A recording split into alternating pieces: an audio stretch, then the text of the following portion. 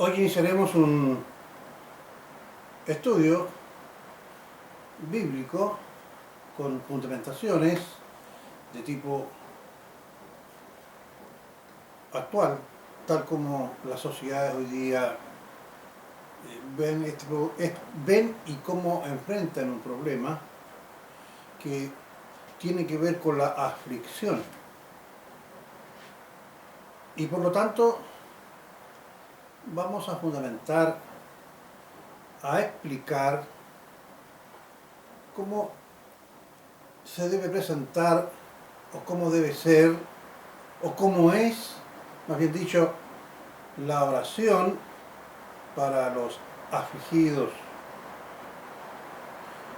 Con los tiempos actuales de la modernidad y del relativismo en la que todos vivimos, creyentes e incrédulos, estos tiempos nos hacen vivir en un mundo que nos ofrece y posibilita un disfrute de todo cuanto existe, sin otro límite que no sea el no desearlo, pues si se desea es lícito tratar de conseguirlo o simplemente ya se ha conseguido y allí se busca un nuevo tipo de disfrute en el que el norte del quehacer del ser humano, es así como se fundamenta en la sociedad, es la búsqueda y la consecución de la felicidad, y óigame bien, no cualquier felicidad, sino que la felicidad personal, la felicidad vista desde la perspectiva del individuo, del hombre, genéricamente hablando.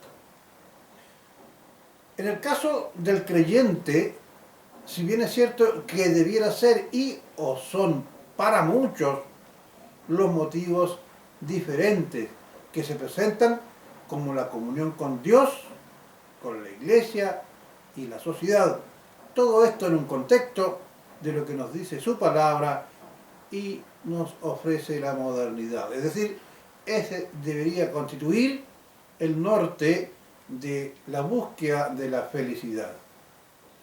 En todo lo anterior también nace el egoísmo y la lucha por la consecución de estos fines, y surge entonces la competitividad, aceptada por muchos como una herramienta útil y válida para conseguir el tan deseado disfrute y proyectar así un éxito, entendido este éxito como la posesión de estos bienes y el disfrute. Ello parece natural e inherente a todos los no creyentes y en algunos creyentes, aunque no lo son todos, como lo demostraremos durante el desarrollo de esta presentación. Al interior del Evangelio de la prosperidad, establecido según ellos bajo la doctrina que la fe es premiada por Dios con riquezas, mientras más fe se ve probada, mientras más fe, esta es probada en la cantidad de ofrendas y diezmos que se ofrezcan. Esta riqueza otorgada así por Dios se ve principalmente reflejada en riquezas de medios materiales y la riqueza de poseer, y ahí está la clave, de poseer una buena salud y con ello el otorgamiento de prolongación de la vida. En este estado de cosas se han estado generando en el sentimiento de las personas modernas en la actualidad y en su estado psicológico un verdadero terror a la muerte, y se ve como esta un castigo y no un llamado de Dios a los suyos y a un justo destino a los no incrédulos. Se ha llegado a pensar en muchos que el vivir en el mundo es mucho mejor que estar en el paraíso, presente en el Señor, esperando el día de la redención de nuestro cuerpo y estar por siempre con el Señor, según 2 de Corintios, capítulo 5, versículos 8 al 17. En este contexto, para el inconverso que ve su destino sin esperanzas, el temor a tener una enfermedad y frente a lo inevitable, cuando la ciencia médica o naturalista no responde y no le sana y su estado le puede conducir a la muerte, ve entonces a las iglesias cristianas y con ella a la oración una urgente alternativa. Debemos entonces decir aquí que este inconverso ve a la iglesia como una farmacia que le ofrece gratuitamente remedios, o ve en la persona de nuestro Señor y Salvador Jesucristo a un especialista al modo de los médicos, infalible, que le proveerá de sanidad del cuerpo, sin tener en cuenta lo que dice Romanos 8:28. Y ya sabemos que a los que a Dios aman, todas las cosas le ayudan a bien, a los que conforme al propósito son llamados. En este versículo de Romanos se refiere a los creyentes. Dios ama a aquellos que son sus hijos, como todo buen hijo, y provee para ellos. Por lo tanto, Él promete que todas las cosas le vienen a bien, porque de acuerdo a su propósito hemos sido llamados. ¿Y cuál es el propósito? Que conozcamos a su Hijo, nuestro Señor Jesucristo, como Señor y Salvador, y seamos rescatados de nuestra vana manera de vivir en el mundo, con sus disfrutes y sus deleites, para pasar a formar entonces la vida juntamente con Cristo en la familia de Dios. Y así, si Dios, de acuerdo a sus propósitos, no responde a sus oraciones, se produce entonces principalmente en el inconverso, como también muchas veces en los creyentes, pero vamos a ver por otra razón, se produce entonces en el inconverso o en el no creyente un hombre desorientado, perdido en sus delitos y pecados, pero también desorientado y perdido en su dolor y en el temor de que sabe que su tiempo está cercano y en realidad no sabe y no puede comprender cuál va a ser su destino. Muchos de ellos ni siquiera creen en que hay una vida futura, que este cuerpo es corruptible, pero nuestra alma y nuestro espíritu es incorruptible, y que el Señor transformará este cuerpo de pecado después de la resurrección, cuando estemos con Él en el cielo, en un cuerpo nuevo e incorruptible. Entonces seremos revestidos y podemos estar ante la presencia del Señor. Eso no lo creen por fe los inconversos. De allí su terrible temor y angustia cuando tienen problemas precisamente de enfermedad, de dolores intensos, o su destino muy pronto será la muerte. Es por ello que hemos insistido en muchas prédicas a través de nuestro programa por la ruta bíblica, que al inconverso, según Juan 3:16, se le debe predicar. Todo hombre del Señor, pastor o no pastor, debe ser un verdadero promotor de aquello que el Señor ha hecho por nosotros y que se sintetiza en este versículo tan conocido mundialmente como es el de Juan 3:16. Y debemos hacerlo como una advertencia a todo hombre de Dios, ya que no deben desviarse de lo establecido estos hombres de Dios, nosotros los creyentes, en lo que aparece en Timoteo 5:17, refiriéndose a los ancianos o también pastores, o también sobreveedores, que son sinónimos. Y dice en 1 Timoteo 5:17, los ancianos que gobiernan bien, que gobiernan la iglesia, sean tenidos por dignos de doble honor, mayormente los que trabajan en predicar, Juan 3:16, y enseñar la santidad. Ahora, por medio del ejemplo de nuestro Señor Jesucristo. Ahora, en cuanto a los creyentes, muchos de ellos han caído en este mismo juego del temor de los efectos de la naturaleza en el hombre, como son el temor a las enfermedades y con ello la muerte, como ya hemos declarado en programas anteriores, y abandonan su responsabilidad de anunciar el Evangelio, y no necesariamente desde un púlpito, sino que también a través del discipulado personalizado, del inconverso y de la exhortación al hermano más débil. Como ya dijimos, la oración como herramienta única y eficaz para buscar la solución a esta problemática es el centro de la actividad y peticiones para buscar la pronta sanidad del enfermo, pasando así a ser muchas veces, por no decir la generalidad, el centro de las reuniones de oración y de muchos cultos. Allí también se destacan algunos resultados exitosos de la oración y de los milagros realizados por el Señor. Si bien hecho está bien para poder mostrar la gloria del Señor, siempre y cuando, y esto es lo importante, no se reemplace o se relegue a un plano secundario. Nuestro llamado y vocación es del que somos llamados y convocados a Él, al Señor Jesucristo. Es decir, el Señor Jesús, su vida y principalmente su obra en la cruz.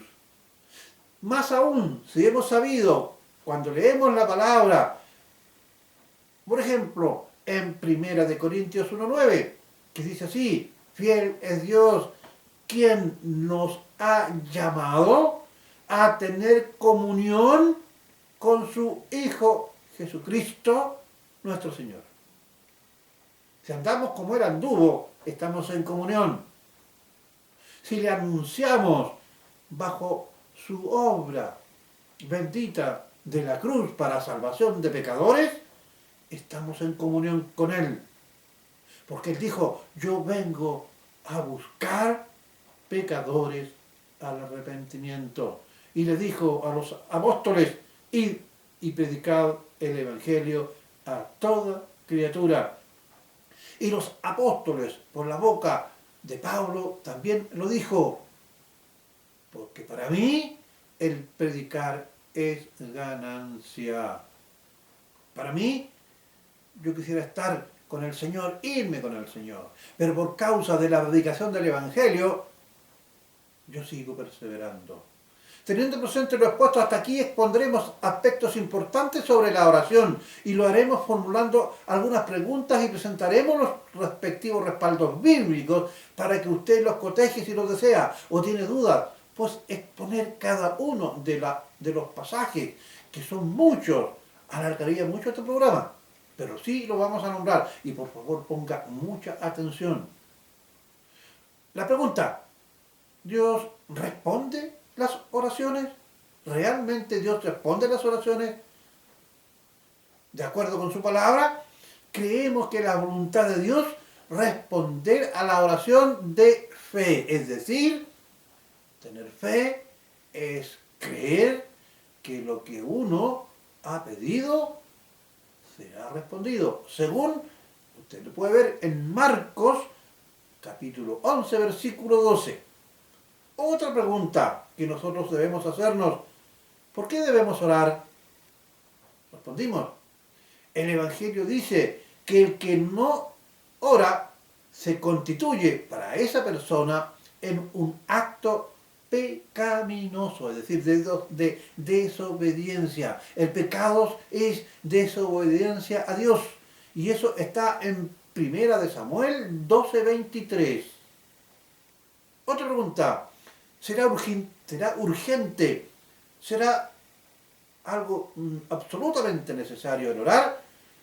En Isaías, capítulo 55, versículo 6, dice, buscad a Jehová mientras puede ser hallado, llamadle tanto que está cercano. Es urgente, ¿verdad?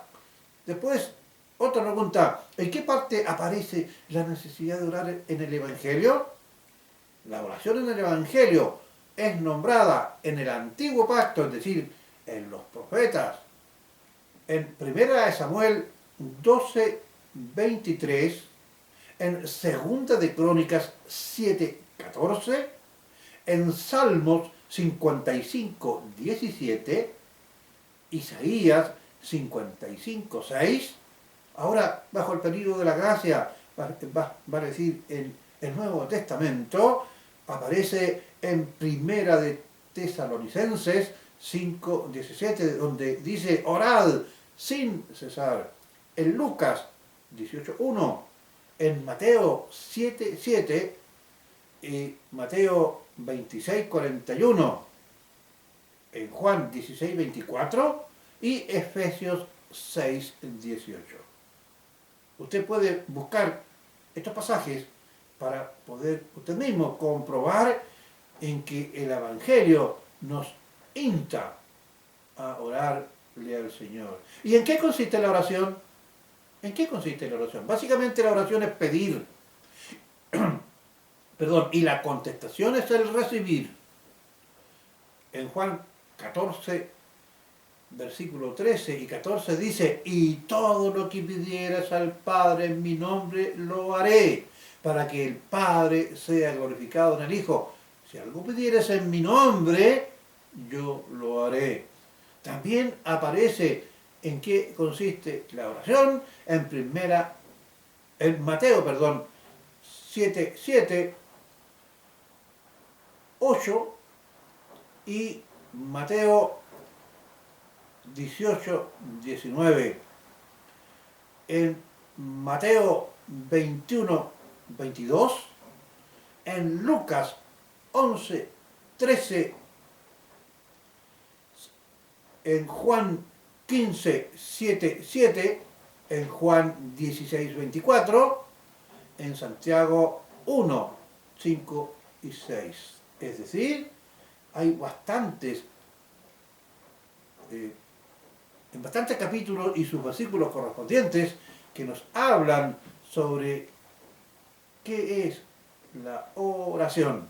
Ahora, ¿cómo conseguir que las oraciones sean contestadas?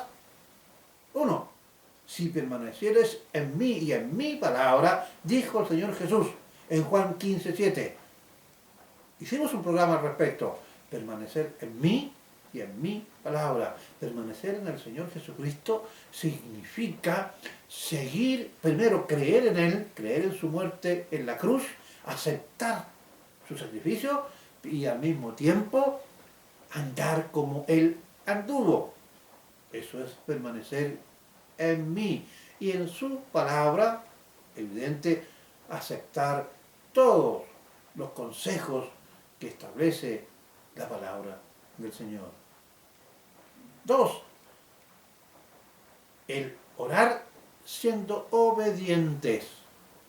Primera de Juan 3:22 dice, y cualquier cosa que pidieras la recibiréis de Él, porque, ahí está la obediencia, ahora dice, guardamos sus mandamientos y hacemos las cosas que son agradables delante de Él. Aquí cuando se refiere a los mandamientos, se refiere a lo que ya dijimos anteriormente, se refiere a los preceptos establecidos, las doctrinas, los consejos, los mandatos, las leyes, los reglamentos que establece el Evangelio y su palabra. Otra forma para conseguir respuesta en las oraciones, el orar compasivamente. En Hebreos 5:7 dice, Cristo fue oído porque oraba con gran clamor y lágrimas. Imagínense ustedes el amor de nuestro Señor Jesús por nosotros cuando pedía al Padre con clamor, oh Señor, y lágrimas, con verdadero sentimiento de su corazón. Después, otra forma Orar importunamente. Usted dirá, ¿qué será eso? Bueno, es decir, aunque se piense que no sea oportuno hacerlo, por ejemplo, en Lucas 11, 5, 8 hay un ejemplo. Les digo que, aunque no se levante a darle algo por ser su amigo, lo hará por su impertinencia y le da todo lo que necesita. Aquí hay un ejemplo de un vecino que vino un amigo y le faltaba algo para atenderlo y fue justamente a la casa de su vecino a pedirle y le fue a pedir una hora en la cual él y su familia estaban durmiendo. El hombre, para poder sacárselo de encima, bueno, no es el caso del Señor, pero él le ofreció aquello que al vecino le faltaba por poder atender a su visita. Es decir, fue una hora inoportuna, porque no hay horario para hablarle al Señor.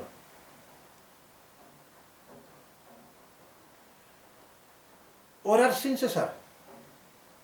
Primera de Tesalonicenses 5:17, en Efesios 6:18, en Lucas 18:1 se establece que la oración debe ser una constante en nosotros. 6. Orar en el nombre del Señor Jesucristo. En Juan 14, 13 y 14 habla: todo lo que pidáis, pedídolo en el nombre del Señor Jesucristo. Orar con fe. En Marcos 11, 24, en Mateo 21, 22, Santiago 1, 6, habla de la fe. Es decir, creer en el corazón que esa oración que usted está haciendo por ese hermano que sufre o por usted o por una enfermedad va a ser dado. Orar con fervor. Santiago 5, 16 y 17. No llovió por 3 años porque Elías oró fervientemente y sinceramente. Con fervor y con fe. Elías oró fervientemente y sinceramente. Es decir, con un verdadero deseo, con una actitud de que lo que está pidiendo el Señor, uno lo desea de tal manera y pone tal fe en lo que está haciendo que el Señor lo va a contestar.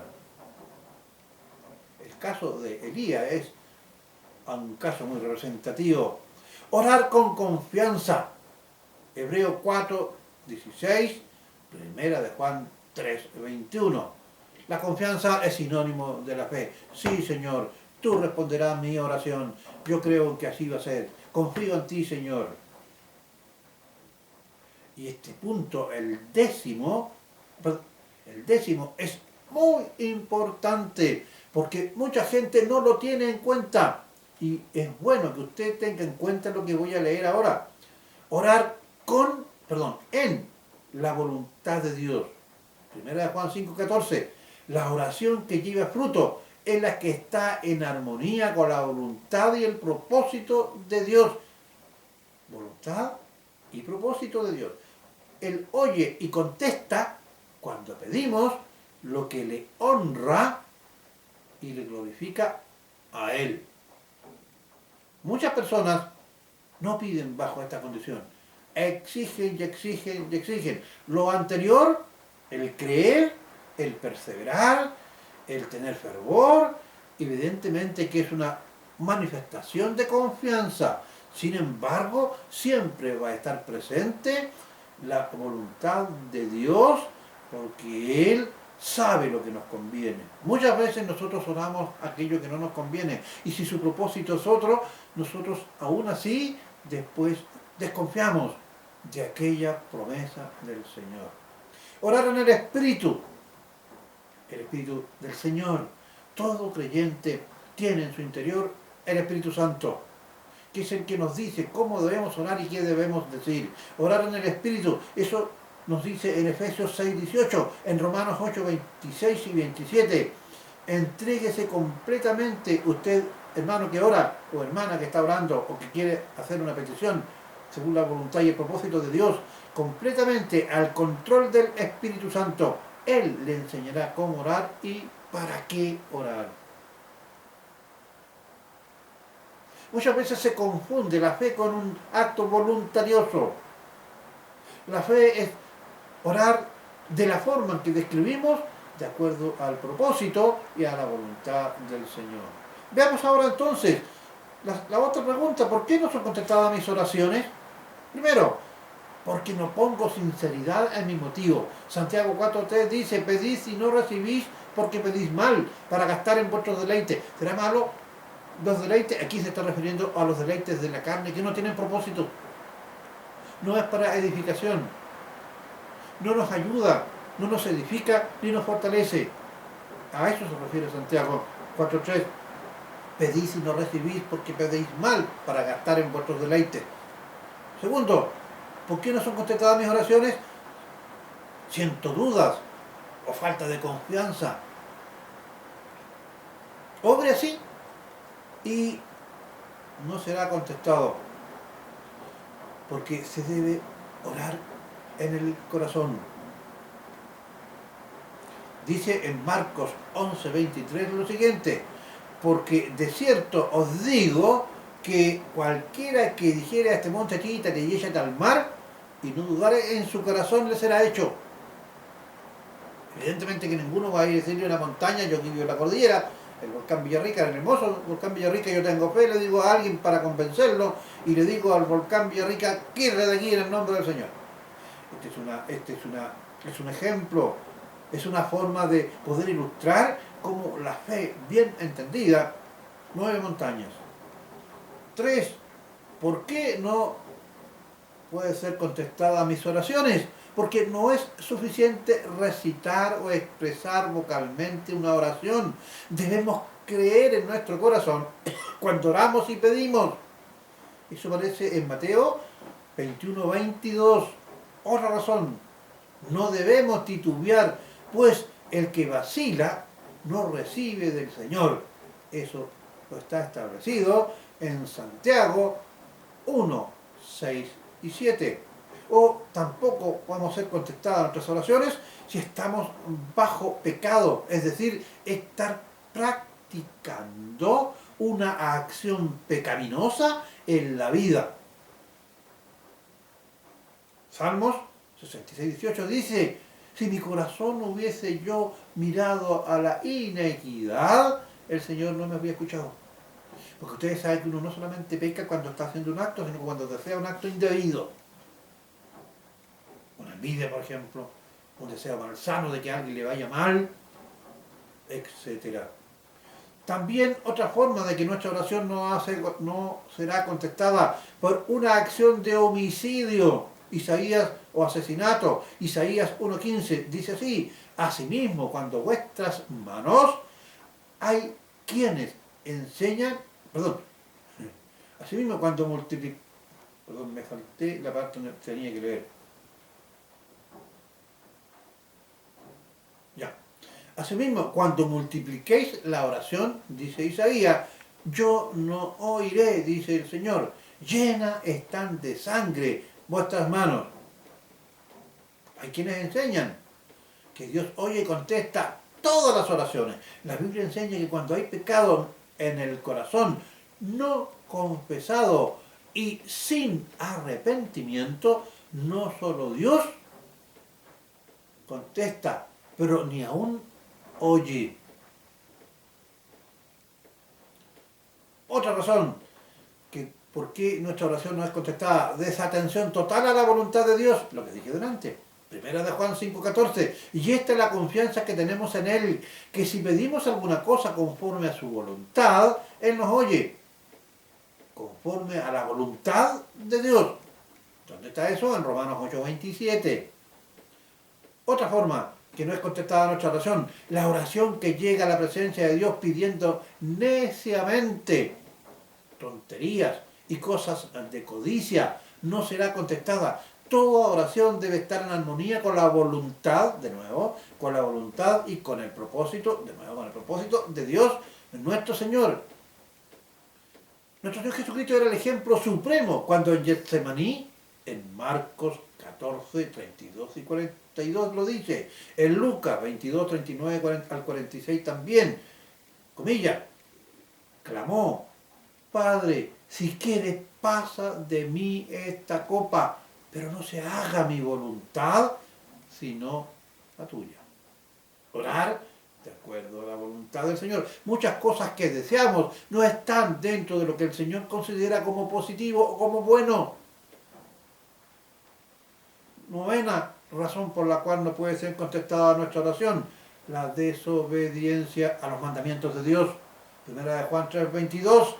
Y cualquiera cosa que pidiéramos la recibiremos de Él, porque guardamos sus mandamientos y hacemos todas las cosas que son agradables delante de Él.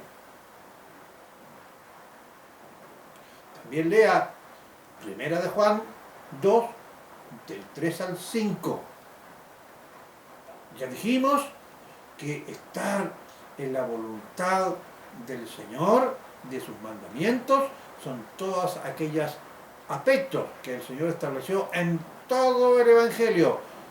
En el Antiguo Testamento, en el Antiguo Pacto, la ley para la observancia del pecado, y en el Nuevo Testamento para andar en novedad de vida, así como el Señor anduvo.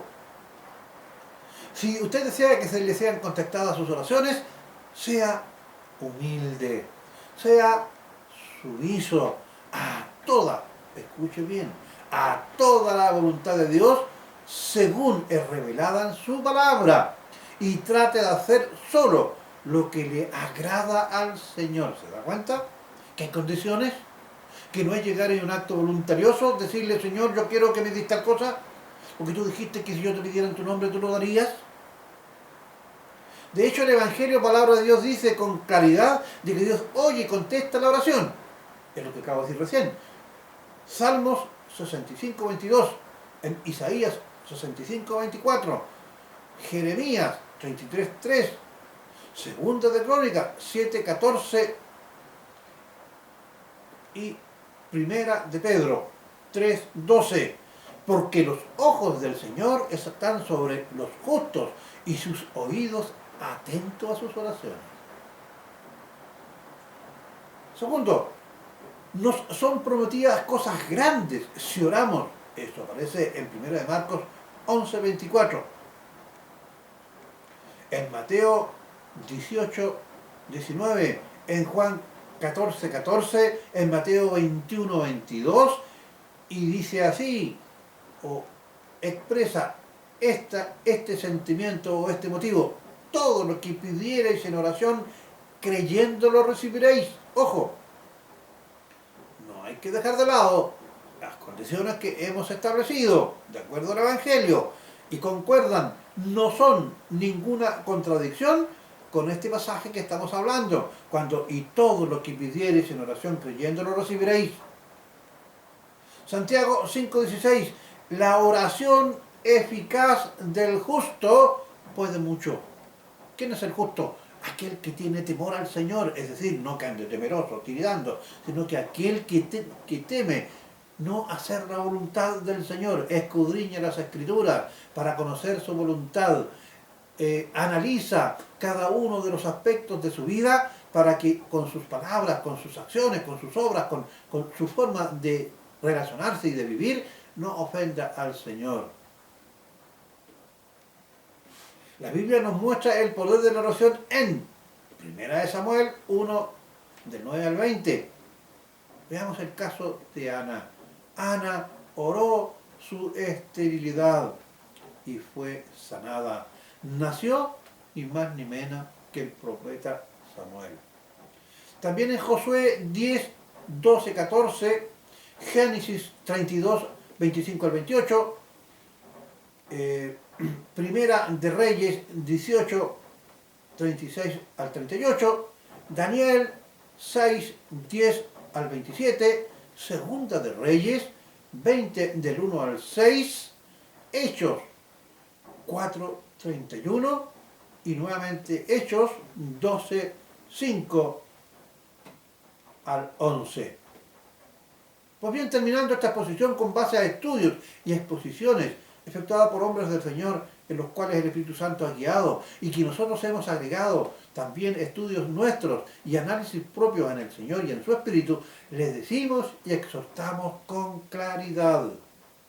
El confiar en el Señor debe estar reflejada en una auténtica fe, ya que las tribulaciones reflejadas en angustias y desesperanzas no nos pueden afectar más allá de lo que la impresión inicial del conocimiento de ellas nos puede afectar. Es decir, cuando estamos frente a un caso de desesperación en el cual nos sentimos muy afectados psicológica, física y aún con peligro de nuestra muerte, ya sea en forma personal o en forma de que afecte a un hermano o a un ser querido, podemos afligirnos, aún llorar, pero que esa conducta, al estar frente al trono de la gracia y habiendo entendido y estudiado en el Evangelio y aceptado por fe lo que el Señor nos manda y nos exhorta, debemos dejar pasar la calma. Y esa calma se logra con oración continua. Cuando más sea como producto de una enfermedad terrible, mortal, y se vaticina la muerte o una invalidez, evidentemente que eso nos afecta. Pero les vuelvo a decir, esa aflicción no debe condicionar nuestra forma de vida. La oración bajo los términos adecuados, según lo expuesto aquí en este estudio, y en el Señor por su palabra, debe ser el bálsamo efectivo que nos sustente, nos dé la calma. De no ser así, es decir, de seguir con la tortura de la aflicción, demostramos una inmensa falta de fe y una debilidad y una ineficacia de la oración que debe alimentar. Por ello, se nos insta a orar sin cesar. Ahora, ¿qué pasa con el inconverso? Bajo estas condiciones, el inconverso se ora por su cuenta. El Señor puede contestar si lo hace con fe y de corazón, y en un momento determinado es el propósito del Señor. Porque ¿quién conoce el propósito del Señor? ¿Quién está en su mente? Nadie. El Señor puede contestar, pero son aspectos aislados, creo. La palabra de Dios bajo estos preceptos están todos, o la mayor parte de lo que le hemos anunciado, está para usted, señora, usted, señor, usted, joven o jovencita, o niño, que ha creído y se ha entregado al Señor. Es urgente entonces la prédica a los inconversos. Un inconverso no se puede acercar a una iglesia buscando, como ya dijimos, una botica o una farmacia en la iglesia, y el Señor Jesucristo, el médico eficaz, que le va a curar de todas las enfermedades, porque si no, estamos haciendo de la oración puesta en las enfermedades y dolencias del cuerpo alguien que reemplace a el Señor Jesucristo, al cual fuimos congregados a Él. Cuando dice el Evangelio, salid fuera del real, arrastrando su vituperio, es decir, la vergüenza de haber muerto en la cruz, y salimos a la cruz de Cristo fuera de la ciudad donde Él en el monte fue crucificado para nuestra salvación. Es allí que nosotros debemos primeramente poder anunciar el Evangelio de Cristo, y que éste no sea reemplazado en la mente y el corazón del incrédulo o de muchos hermanos que se olvidan de la obra preciosa de Cristo y son verdaderas guirnaldas de peticiones exclusivamente sobre la sanidad corporal, dejando de lado a nuestro Señor Jesucristo, que murió por ti y por mí en la cruz para darnos vida eterna, para que recibamos también por medio de la fe en Él sanidad para nuestro cuerpo, pero primeramente la sanidad para nuestra alma. Tú que hoy día estás llorando porque estás muy afligida, pero que has mantenido pertinazmente esa actitud y no puedes encontrar consuelo, no has recibido el verdadero consuelo de esa paz que el Señor por fe te debe dar, y ese contentamiento interno y esa superación de la angustia por medio de la oración. Órale con fe, pídele fuerza, Señor, ayúdame. Y si es posible, también pide por la sanidad, si está de acuerdo a las condiciones que ya hemos dicho, el Señor obrará, porque el Señor puede obrar milagros, pero esos milagros tienen un propósito, y ese propósito lo coloca Dios y que nosotros hemos explicado a la luz del Evangelio. Que el Señor te bendiga y le ruego al Señor, por medio de esta cámara, en el nombre del Señor Jesucristo, tú que estás sufriendo por la enfermedad de un hermano, y la persona que me está escuchando lo sabe, es un alma querida para el Señor, que vive en soledad y que sufre la enfermedad de su hermano, porque no hace mucho, muy poco tiempo, se le ha ido un ser muy querido y teme que hoy día se le vaya un segundo ser querido. Refúgiese en el Señor, busque el consuelo en el Señor Jesucristo y órele de acuerdo a su propósito, pero primero ofrézcale un corazón arrepentido, aliviado, confiado, no atribulado, para que el Señor diga, oh, este hermano o esta hermana cree de verdad en mí y su corazón está dispuesto a confiar plenamente en mí porque su angustia ha dado paso a la fe en mi obra poderosa y su fe ha salvado a su hermano o a su hermana. Pero si no ha pedido de acuerdo a la voluntad del Señor y al propósito del Señor, debemos tener la fe suficiente, como dijo el Señor Jesucristo, que pase de mí esa copa, pero no se haga mi voluntad sino la suya. Y esa copa no era ni más ni menos que todo el tormento y el sufrimiento, porque fue el primogénito entre los muertos, el primero que murió de verdad, descendió a los infiernos, estuvo 3 años ahí, le predicó a los espíritus atormentados y después tomó su vida de sí mismo y resucitó para que usted y yo después andemos en novedad de vida. ¿Qué hubiese pasado si el Señor Jesucristo hubiese sido escuchado porque Él era santo y hubiese sido escuchado y Él no hubiese muerto? ¿Qué habría sido de ti, querida alma que me escucha? ¿Y qué habría sido de mí? Por lo tanto, pedid todo según la voluntad, y si la voluntad del Señor es concederle, demos gloria al Señor, alegrémonos, pero si el Señor no nos confiere la oración, adorémoslo y bendicámosle, porque aún en las tribulaciones, como dice el apóstol Pablo, yo me glorío. Yo me glorío en el Señor, tanto en las buenas como en las malas. Termino diciendo que el apóstol Pablo oraba y cantaba salmos cuando había sido ya golpeado, absolutamente humillado y depositado en una fría cárcel. Y él y sus compañeros alegremente cantaban alabanzas al Señor. Que el Señor le bendiga y le cuide. Y a ti, estimada alma, por el cual yo he hecho este programa, le ruego al Señor que te reconforte, que escuche tus oraciones y que te dé la paz y la calma necesaria para aceptar su veredicto, porque va a ser hecho con plena conciencia y sabiduría del Señor. Que el Señor le bendiga. Amén.